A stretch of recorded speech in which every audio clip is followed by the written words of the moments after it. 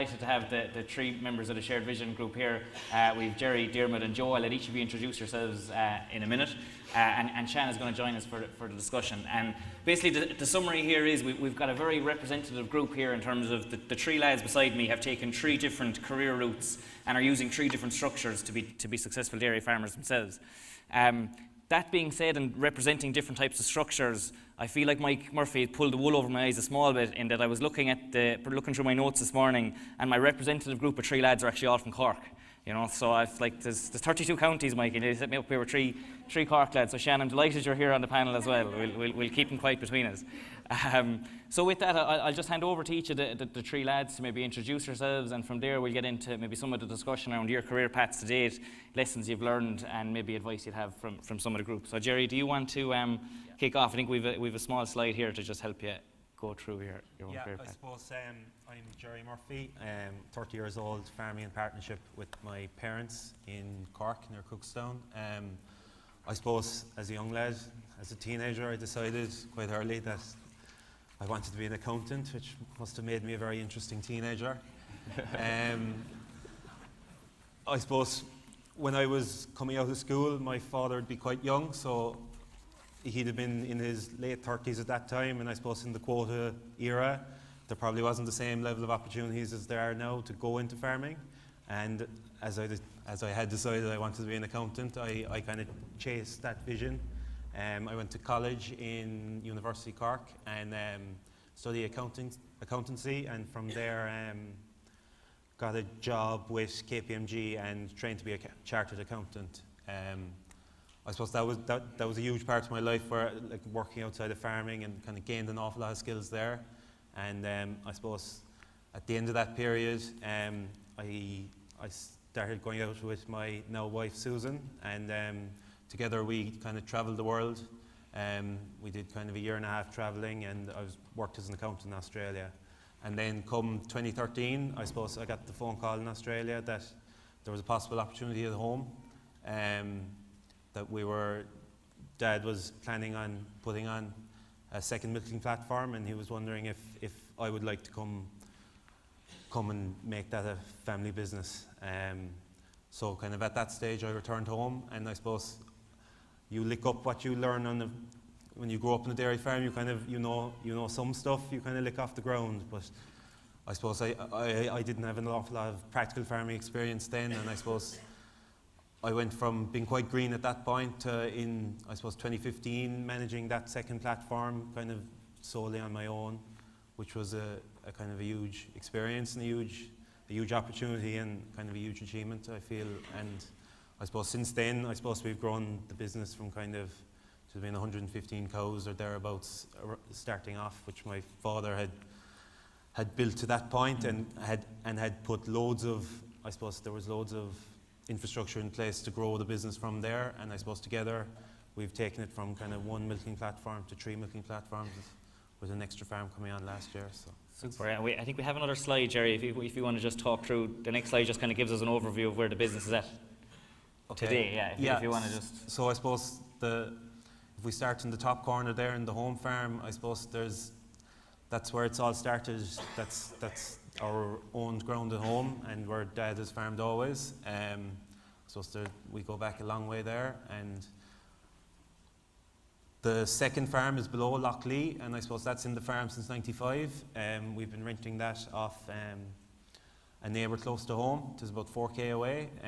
It would have been supporting the home farm all along. I suppose there'd have been young stock there. There was all sorts of tillage going there. I suppose everything was tried there. There was zero grazing. Everything happened.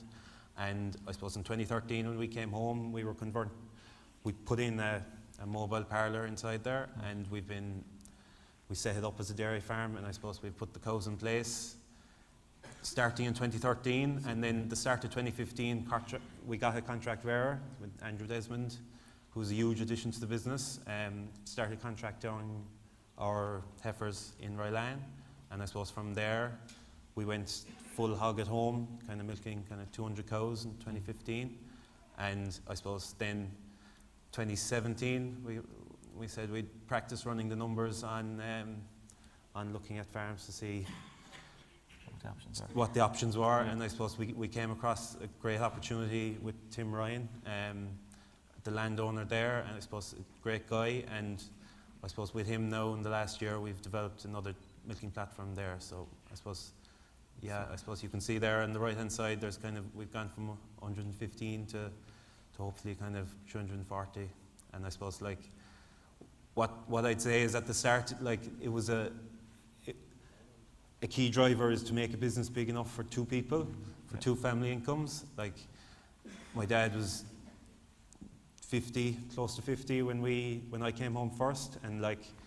it needed to be big enough for two families to get a comfortable living out of it. And I suppose that's where we've got to, going from the 115 to kind of this kind of scale. We feel like we've built a business that can support the two of us. Which is the situation that a lot of family businesses in Ireland are in, Gerry. Yep. So we've had the quote and we've had a lot of people expand, but like average herd size is probably around 90 cows. Yep. So if you've got the older, or the we'll say existing generation who's maybe early 50s, mid 50s, and you want to come in at that stage, you know, to grow businesses. I wasn't expecting to take it all off them. Like it's about putting it pooling together and making it bigger enough for the two of us, and then kind of having more resilient. And is that the family up there? That's my first cousin Colin and me and Dad. Right. He looks dangerously comfortable leaning on that shovel. Dangerously comfortable. Was he in the council before? That's yeah. I'd say he'd teach the council. I'd say. No, that's us reclaiming the bog at home. Super. So you're kind of here, Gerry, and you're the family business that's decided to grow. It's a partnership between yourself and your father, and the motivation, as you're saying, was, well, if I'm going to come back, the scale needs to be in it. Yeah. And that's how you decided to grow. Super. That's Dearman, do you want to take it from there? Maybe Mary, could you go? Actually, Joe was next. Just we'll keep. Yeah. Joe Dean. I'm from just literally half an hour away from here, East Cork. It's my home place. From a very small dry stock farm, traditionally. Always loved farming, wanted to go farming, so when I started going to agriculture college back in 2006, I suppose it was beef farming I thought I wanted to do, but I wasn't long learning really. I did my level 7, I suppose, in between Clonakilty and CIT in Cork. And after that, I went on to do my level 8 or level 8 equivalent in Aberystwyth in Wales.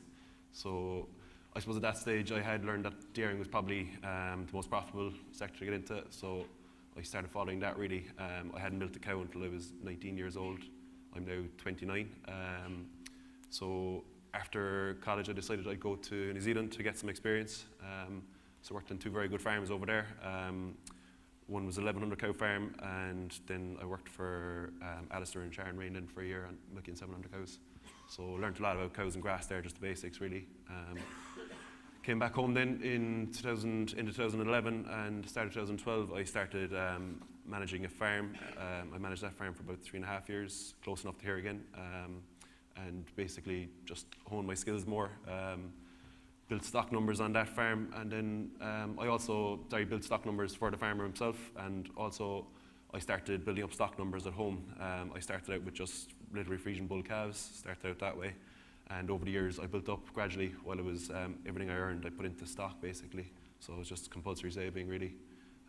The years there, 2012 to 16, they're cut off, so that's 2012 to 16, Joe, yeah, perfect. So I was building up stock in all that time, gradually built up. So in 2015, I leased out. I had 15 cows to lease out. 2016, I managed a farm where I had 50-something cows leased into, and then I came across an opportunity then, about half an hour from here again, just outside Carrigaline, near Cork City there, for a leased farm. I suppose knew I was ready to take a step, so I leased a 54-hectare farm on a 7-year lease. Just starting into year 2 of it now. I milked 125 cows there last year, and I'm going to 160 there this year, all going well. So the plan going forward really is, I suppose, I want to build up a big enough business where I don't have to be milking the cows really. I really like just progression. I like to progress, and I love farm development, that kind of side of things. So the plan is to take on a second unit within the next year or 2.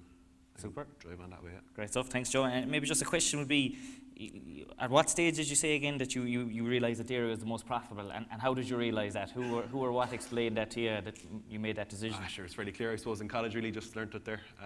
And it was profitability, but it was also the lifestyle that's with it too. Really, I learnt it in New Zealand, I think. Yeah. That's very important to me as well, you know. So yeah, I knew it was a sector for me, really. Yeah. Lifestyle as well. I had a couple of very good friends that were suckler farmers in college, and they had to do the work on the dairy farm in third year. And they came back from work experience like, geez, it's so easy to work with dairy cows. They don't run away from me all the time, like, you know. So profitability, lifestyle, you're saying there as well. Okay, super. So and so, Joe, the structure that you've used long-term leasing. Yeah. That's your structure, we'll say. So with family partnership, your long-term leasing, and we'll talk about what's happening at the home farm afterwards. Then, so that brings us to you, Dermot. Next slide, please. One more, Mary. Yeah, super. Yeah, Dermot Scannell. I'm from Cooley, right on the Cork-Kerry border. We've 29 hectares at home. It was a mixed enterprise of sheep and beef and sucklers and what have you. High elevation, high rainfall. So I suppose to start, I did leave cert and all that. Didn't want to be a dairy farmer growing up. Didn't really on the radar, to be honest. Not back in Cooley anyway. So left school, did my leaving cert, and did 1 or 2 courses that didn't agree with me.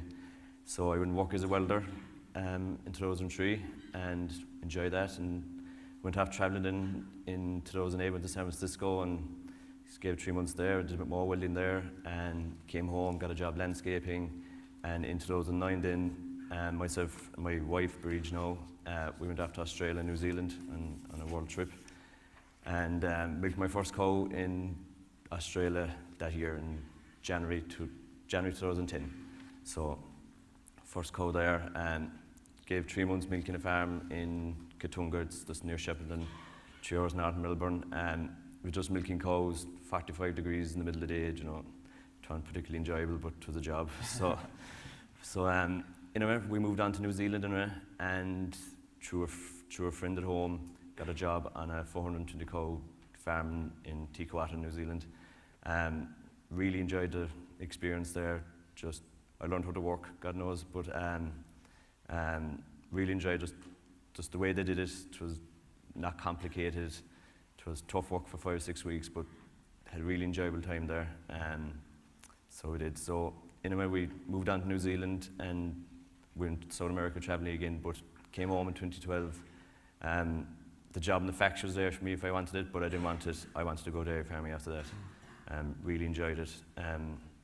Looked at a few job opportunities, didn't like what I saw, but fortunately through the same mutual friend that got me the job in New Zealand, I came working for Michael Bayman in January 2011 as a bit of spring help, and he hasn't been able to get rid of me since. But anyway, just worked away there, not expecting to be where I am now. You know, at the time it was quotas and stuff, and I didn't see the bigger picture either, I suppose. That's my own naivety, I suppose. But in 2013, the man managing the farm, he went back home to New Zealand, and I suppose I fell into his role then a bit and took more management role and got to know grass and budgets and all this. And in 2016 then, Michael offered me a lower order share milking position after hinting for about a year. I eventually bit the bait, and so in 2016 we started cracking on with that. I bought 15 in calf heifers at Mike, and that was 16, and in 17 I had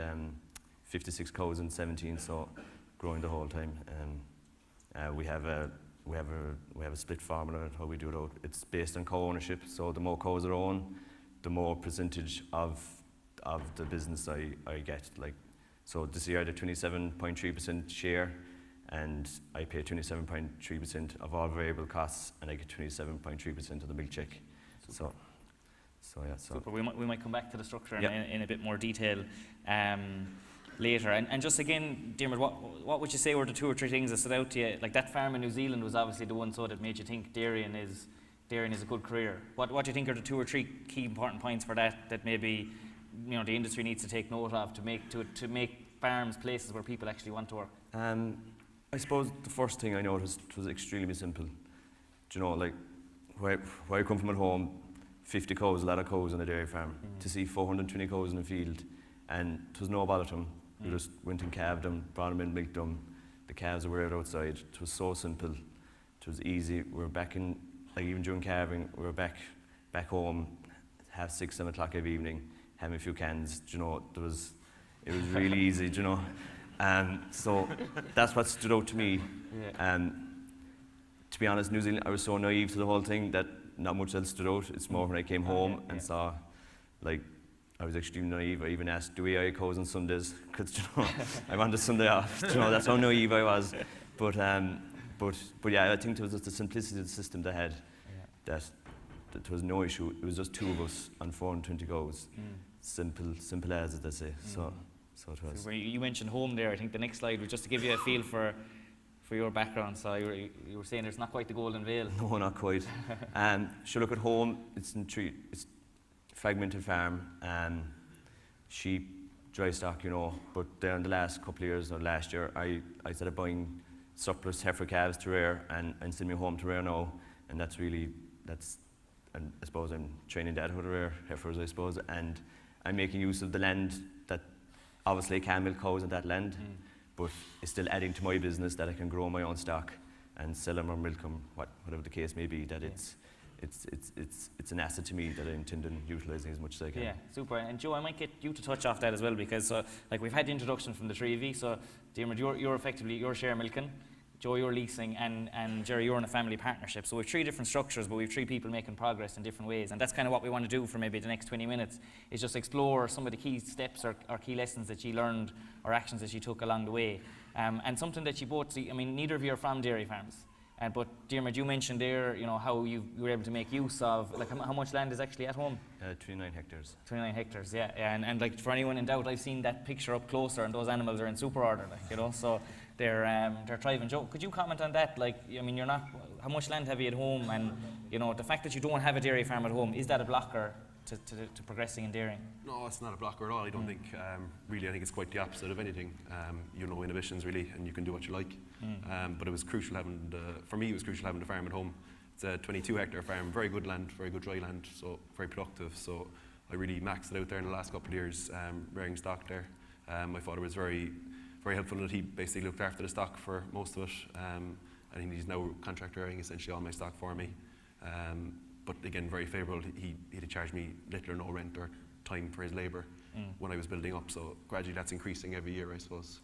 That's the way we're doing it, you know. And you mentioned that you were rearing stock at home, and then some of those cows were leased out in 15 and 16 and yeah. So, that was it. Yeah. I suppose I couldn't have done without it really. And it was also vital for security then when I went to lease the farm last year. Yeah. To secure against it, you know, for the loan. So. You had land to guarantee again. So I just think it's an interesting point that, like, if you don't have a milking platform at home, if you have 10 acres at home, you can use that or whatever, you know. And I suppose we had Colin O'Sullivan here 2 years ago who had no farm at home whatsoever. But I think maybe sometimes people feel that, geez, I wish we'd cows at home or something like that. But I think both of you are nice examples that, you know, that's not important. Just I mentioned the whole Cork thing earlier on as well. And I'm anxious to kind of show that there's progression happening outside of Cork. So maybe you might just talk briefly about the discussion group that you're in, the shared vision group. Are they all from Cork as well, or is there anything happening outside of the county? I suppose the majority are Munster based, in fairness. We've Padraig up in Offaly there. I suppose he's the only real farm owner in the group. Yeah. And we've a couple lads in Kilkenny, but then Kildare. One in Kildare as well. We've James Bushell, who happens to be Shan's son, is also in the group. Yeah. And I suppose mainly Limerick, Cork then after that. Yeah. So there's a bit. Yeah, so there's a huge, this is something that's happening right around the country. And then I just had, so the structure of the group at the minute is 2 share milkers, 4 farm managers, 3 people in farm partnerships, 3 people in family partnerships, 1 owner operator who was also a new entrant conversion from beef to dairy, and 3 people leasing farms. So a lot of different structures and stuff happening. And maybe you could just comment, like, we'll get into the structures in a minute, and obviously you're using different types of structures to get to progress your own careers. But something that I always think is more important than structures is skills. You know, the skills that people have and the skills that people bring. So would you comment on, and maybe the group is one part of it, the couple of things you've done throughout your career to date which has helped you develop your skills? Yeah, sure. Look, I suppose, as I said earlier, I came home green enough in 2013, and kind of from there, it was kind of starting from a low base. But I suppose, like, the key thing, like, one is doing the job. I suppose you learn an awful lot.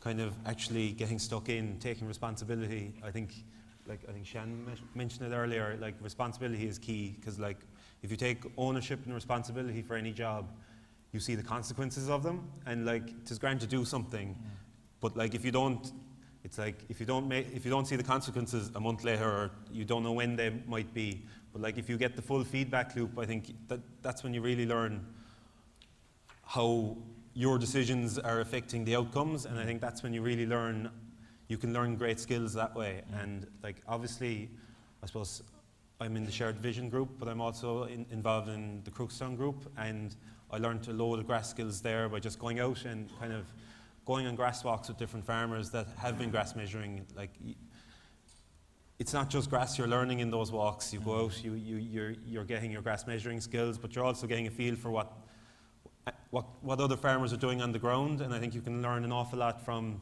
just that kind of chat and hearing other guys' problems and trying to learn how to avoid those things, and I suppose all those things together kind of builds. It's probably the best thing any young person here today could do is actually go find who they know to be a good farmer in the area, do the grass walk with them, and because you'll pick up everything else about their business. You just lick it off the ground, and if you can hear what's troubling lads, you'll often hear what they're doing to try and solve it as well, so you kind of get the full picture. Yeah, super. What would your comments be, lads, in terms of developing the skills to allow you to now use the structures that you're using? I suppose I definitely learned an awful lot in New Zealand, really. So travel for me was huge, body really. After that, I suppose when I came back, I was given good responsibility, allowed to do what I want really, to an extent on a farm, and I learned from my mistakes as well. That was a big one for me. Do you think travel is a must, lads? The three of you have all spent time outside the country. Like, would you a must for the young people here that are thinking, what's my next move, or maybe a must for the parents here who are going to be guiding their children in the future? What would you say? I'd say, yeah, it's a big thing, and like you don't have to travel out of Ireland either if you don't want to. You just go up the country, you know, find there's plenty of good farmers around the place to learn. But I think it's really good for a young person to get out of home, get out of the comfort zone, and just stand on your own 2 feet, and sure they'll be fine, you know. And there's so much to learn out there, you know.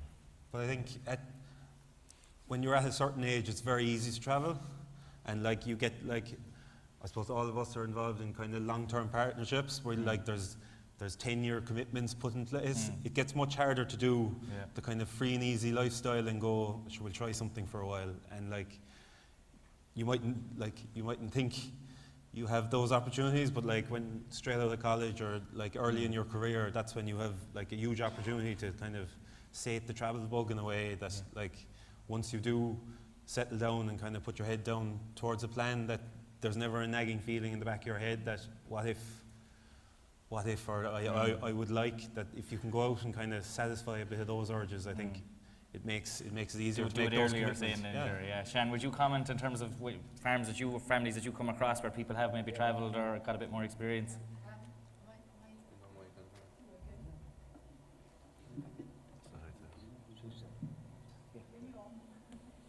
Jeez, and we were faultless so far. I think we can hear. Can you go? Yeah, I'm okay now. I think, you know, as a parent and everything, I would really very much encourage you to let your kids go. I mean, you know, there is the temptation to say, oh, thank God, you know, I've got somebody to come home and help me out now.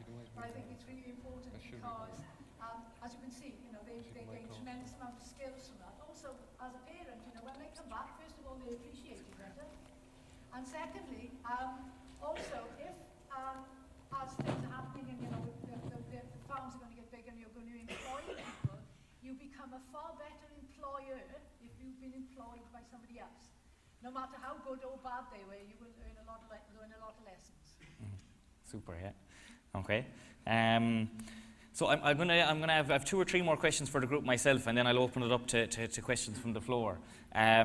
And something I suppose that's happening at the minute, like we've had 2 years of milk quota removal, so a lot of opportunities have come up over the last 2 years, and I see a huge number of opportunities coming up over the next couple of years.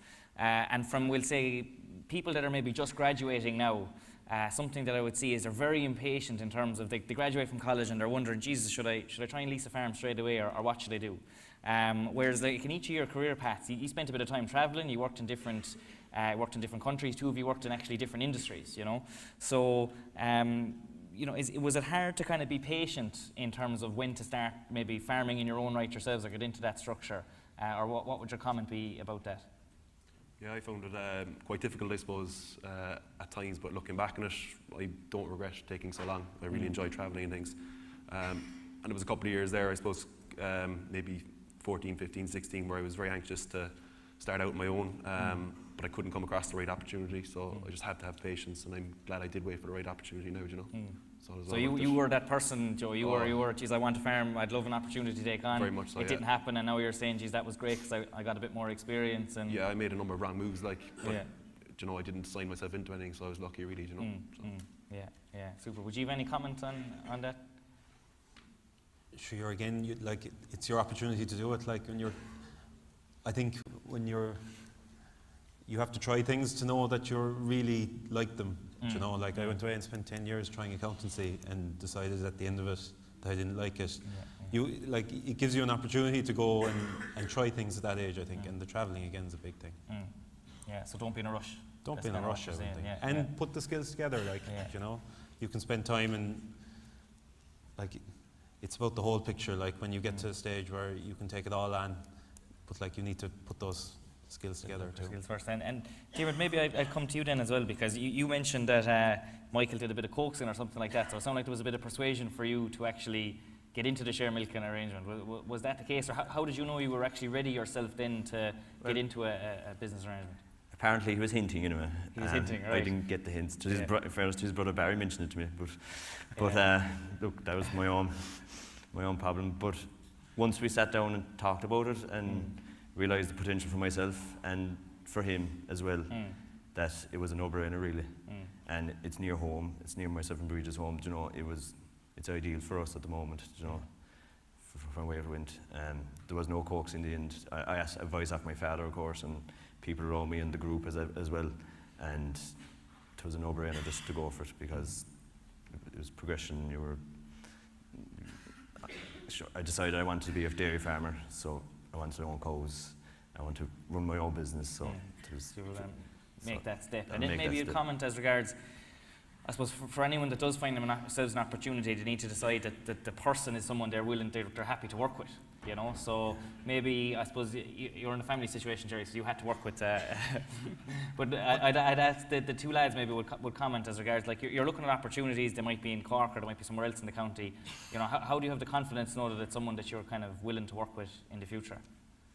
I suppose me was an advantage of working with Michael for 5 years previously. Yeah. So he knew how to tick my boxes and I knew how ticked his boxes. So You had that get to know each other. we had that get to period. know each other and we had that relationship. So it fitted. So you know, there was no hesitation there that I wasn't going to screw him and he was going to screw me. You know, there was no fear of that ever happening. So. And to be fair, I suppose just for some of our foreign visitors of that, like, you know, Michael would be quite a well-known farmer involved in the Irish Grassland Association, would have a very good reputation himself, as would, you know, the Bateman family in terms of what they've achieved in dairy. And so there were kind of, if you did a background check, you'd find out that there were good guys to. Five-star rating. 5-star rating. Yes, you said that now. Yeah, super. Joe. Yeah. Yeah, a very similar background check, really, Yeah. in my situation from a leasing point of view. You know, Yeah.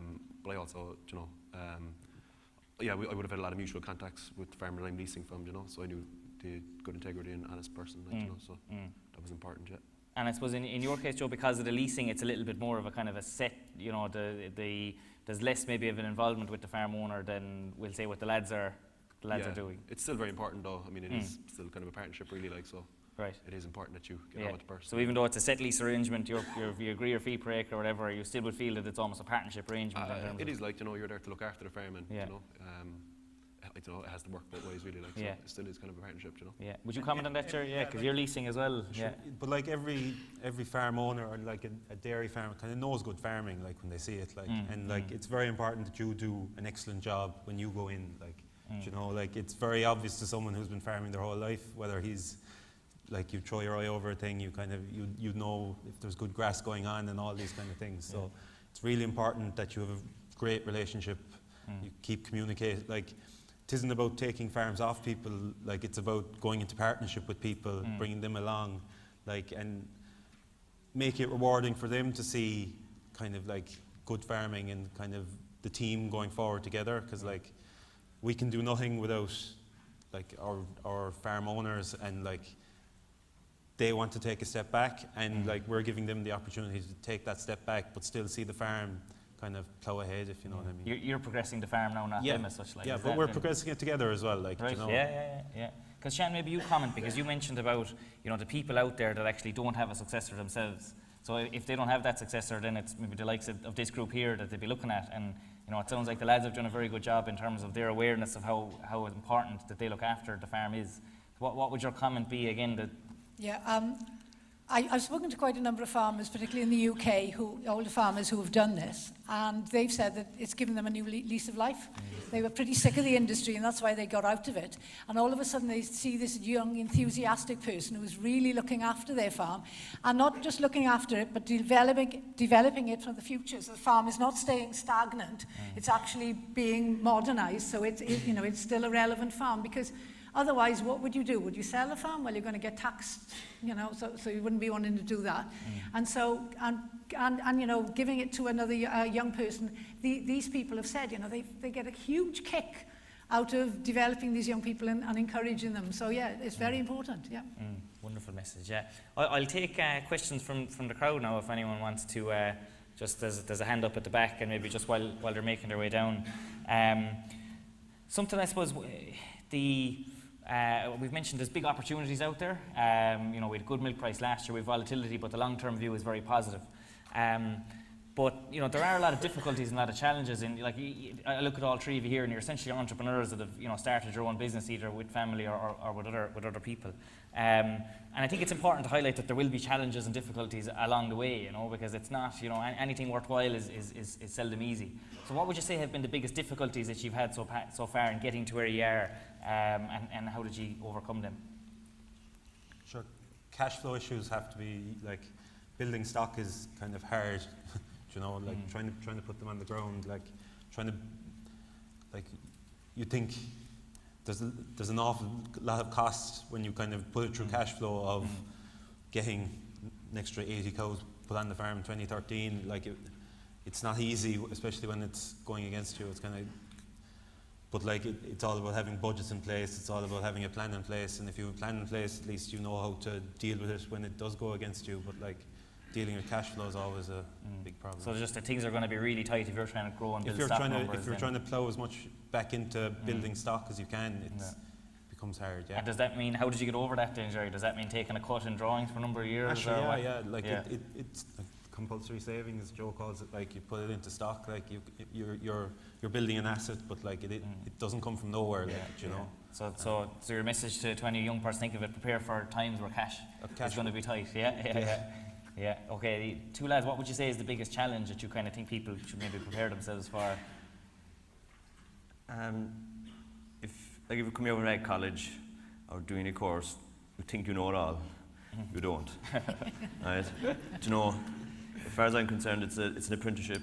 That ag college and all this, it's step one. Managing people is another step. It's not easy. Managing cows, manage yourself, which is probably more important.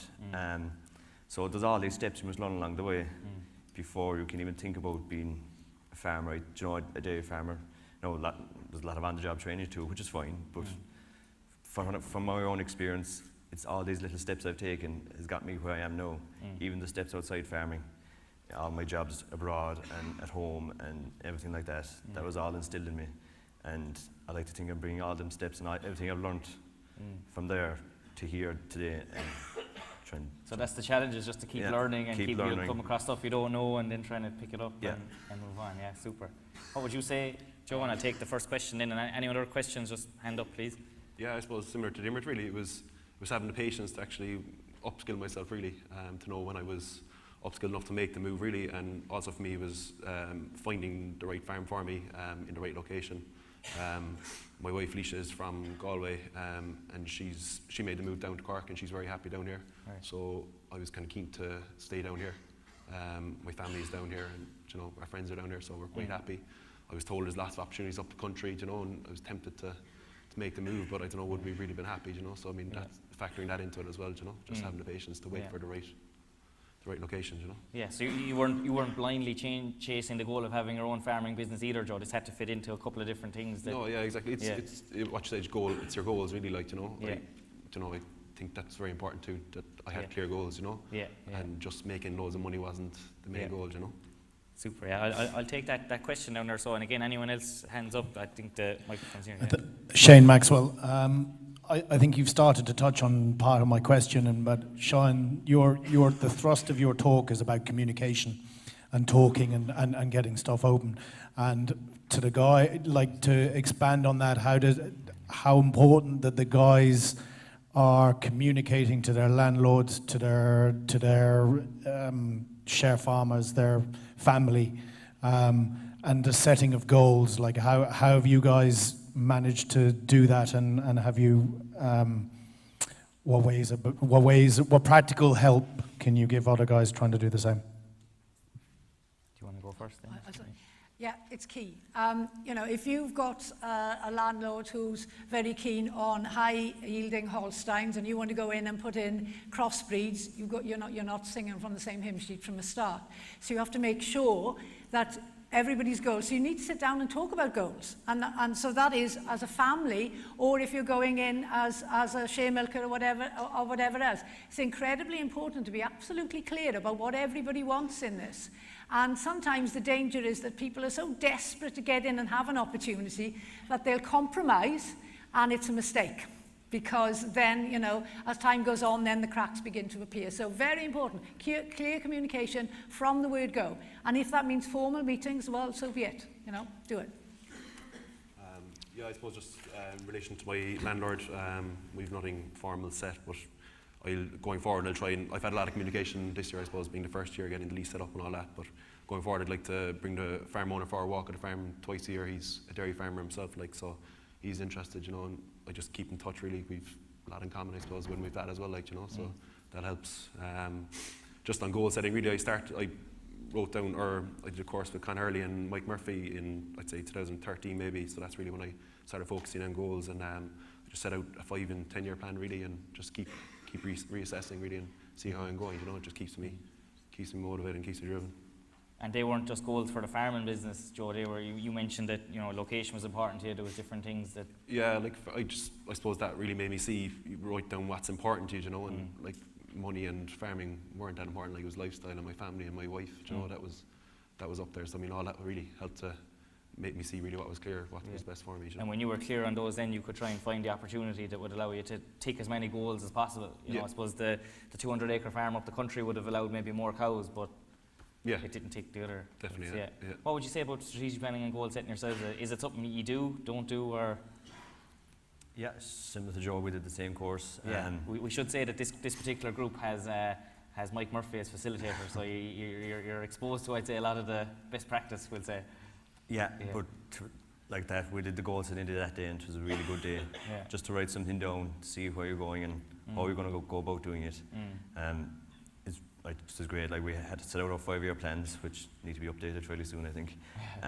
So yeah, and to have these goals and to hit them, and keep trying to hit it again and keep going on. So bit of extra motivation and drive to actually. Yeah, because I think that's a problem. You might set yourself a goal of, I want to own 100 cows, and you hit that goal, and you're standing there going, right, have the 100 cows got? Where do I go now? Do you know, you could stagnate. So I think you should definitely, when you think you're going to hit your goal, move on again and find another target to hit. Just like when, I know it came up with one of our talks during the year, but like, you should always be in year 1 of a 5 year plan. You know, like that a 5 year plan is a moving feast. You don't ever really get to the end of it. But I suppose sure, key was aligning both mine and my parents' goals together, like me and Susan and my 2 parents. Like, if we weren't singing off the same hymn sheet, we wouldn't be going where we're going. I suppose it's key. Communication is everything, you know, and I suppose being clear about what everyone wants to get out of it. You can start putting the out of it together then, you know. So kind of comes back to what Shan was talking about, that family discussion and communication. Any other questions for the group then? Yeah, I have a question here, yeah.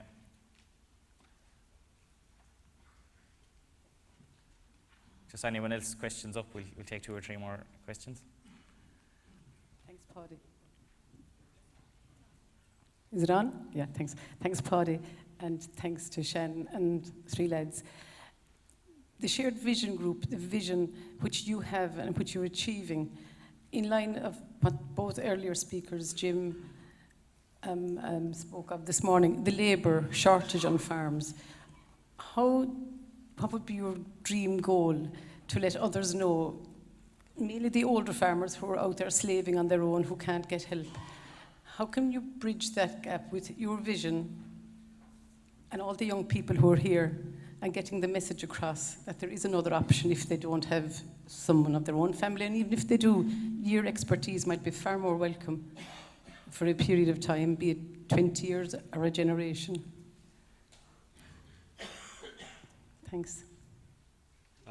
Yeah, I suppose for me really, just countering the labour issue is definitely the use of contractors and so on really, and I suppose trying to get people into the industry. I'm hoping with the next unit I go to that I take on a partner, a younger person that will be the labour unit on the farms, you know, and I'll own so much of the cows and they'll own so much of the cows, you know. So that's my way of going forward really with the labour issue. Sorry.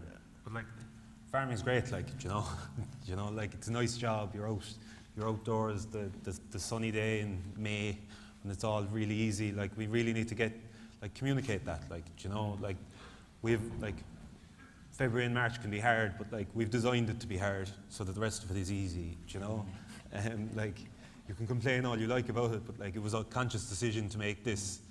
Like, February will flog it out, but like you get to the middle of the summer, you get to late in the year, it's a lovely job then, like, you know, and you are your own boss. Like, you can, if there's something you need to go to, like, you can organise going to it. You're not asking someone else about it, you know. Like, when you're working for a big business, like, they're trying to pull it out of you, like, you know, working for the accounting firms of this world, different places, they're trying to get their pound of flesh, like, but like farming is like, they're family businesses, like, they care about, like they care about their employees generally, is what I'd say, and like most of the good farmers do, and you know, that's just.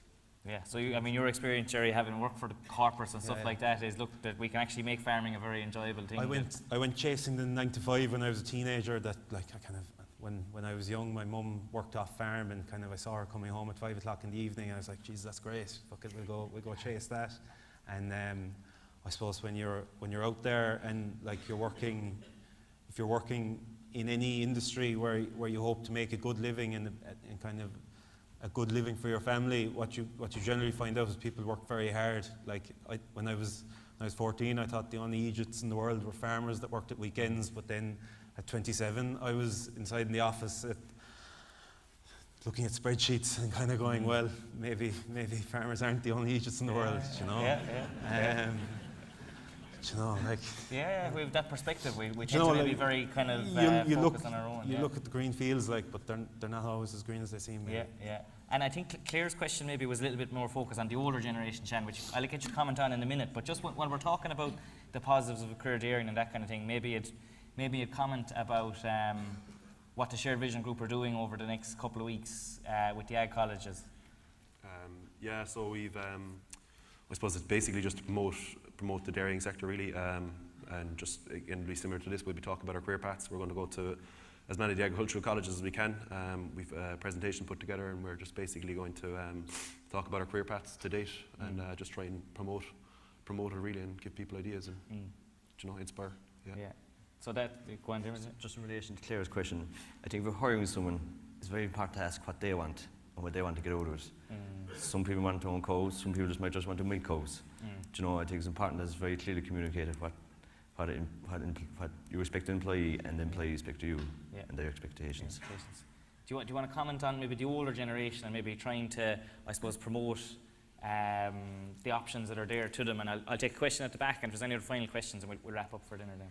I think this is a great opportunity for the older generation, and it's something that I think will tie far better into their goals, because the farm will be well farmed. No farmer likes to see somebody coming into their land and making it worse. And so you're given an opportunity to a young farmer. You're also then, seeing that your farm is thriving. You're taking an extra interest in that.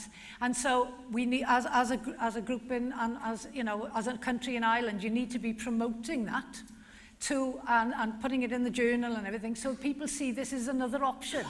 Because at the moment, it's not something that they see as an option. I don't want to put any more pressure on these lads, but they're going to be the example, so they need to do it really well, so that people think, yeah, this is an option for us. And so it's not going to work for everybody. It's not going to work for everybody, but I think, it's really good that that it's publicised and, and that these lads are regularly in the journal and things like that, so that people understand that there is another option for them. And the fact that actually they're going into colleges as well, we've heard for so many times, oh, we should be doing this, we should be doing that, and nobody's actually done it. So I think these lads need a great deal of credit to the fact that they're actually going into colleges and doing what we've said we should have been doing years ago. Exactly, it's brilliant to see people being quite. I'm going to take the question down here now because we're just tight on time. Thanks, my name's Tony Evans. Sean referred to me earlier. I've been working away at these opportunities for the last 10 years, and I would just like to make a few observations if I could. The lady asked about how we get the elder generation to actually change and embrace it. The best way I find of doing that is to actually introduce them to somebody who's already made that change.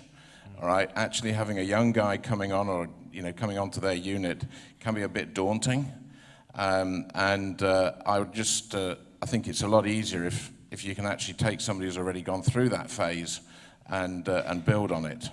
The other thing is, at the end of the day, it's business, and one of the things that has to be really clear is that both parties will make some financial benefit from actually having such an agreement. Otherwise, it's full of sort of all of passion and all the things that eventually will fall apart. The next one I'd like to ask, and this is a clear question, those of you from the UK know me, I'm not the greatest fan of share milking. And I note that in New Zealand that share milking is actually in decline. So just a word of warning from my end, all right? I actually think that contract farming is a far better solution, which may then end up leading on to equity partnership in a different way.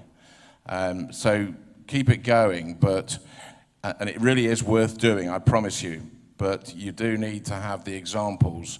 And if I can just take the opportunity to, dare I say, promote next week in the UK, we have our final entrepreneurs in dairying course, and that will be flooded by people who are already in action and some of the older people who are actually very pleased to have done what they've done.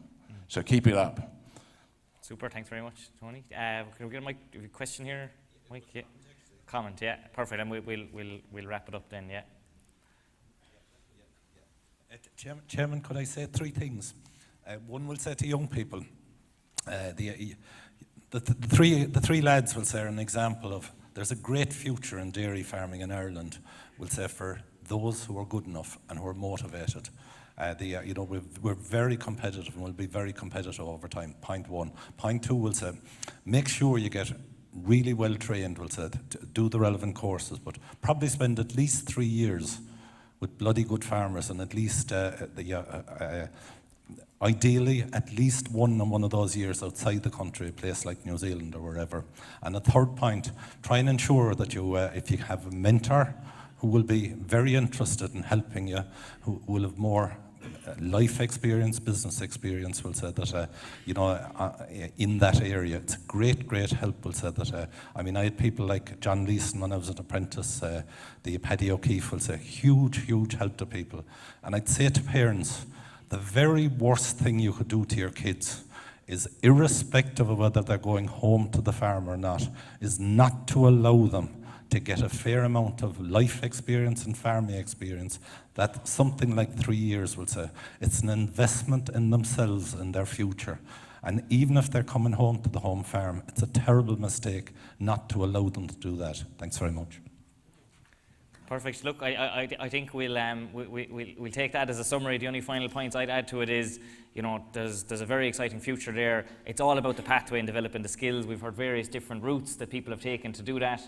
There's different structures that are there that people can use, and maybe also, to conclude with maybe one of the key messages that Shan mentioned in terms of starting a conversation. Succession is an inevitable thing that's going to happen. So the earlier you start talking about it, the easier it'll be. Probably a fair summary. So you might just thank all our speakers on my behalf and yours. And